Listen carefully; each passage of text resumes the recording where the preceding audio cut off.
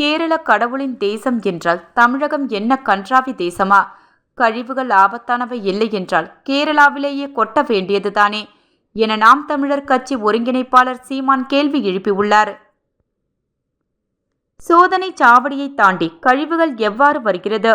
கேரளாவின் மருத்துவ கழிவுகள் கடந்த 20 ஆண்டுகளாக தமிழகத்தில் கொட்டப்பட்டு வருகிறது.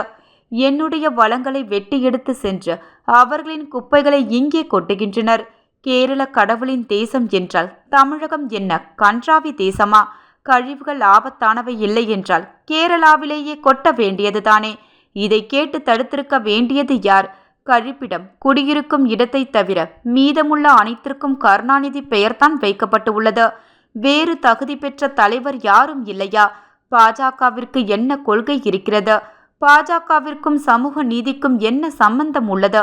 திமுக தான் பாஜகவின் ஏ டீம் என்பதால் என்னை பி டீம் என்கிறார்கள். அதிமுகவை கண்டுகூட திமுக பயப்படுவதில்லை, என்னை பார்த்துதான் பயப்படுகிறது. இதுவரை இருந்ததிலேயே மிக மோசமான முதல்வர் ஸ்டாலின் தான். ஈரோடு கிழக்கு தொகுதி இடைத்தேர்தலில் நாங்கள் தனித்து போட்டியிடுவோம். பணம் கொடுத்தால்தான் திமுகவினர் வேலை செய்வார்கள். என்னை எதிர்க்கும் அனைவரும் எனது எதிரிகள் அல்ல என சீமான் கூறினார்.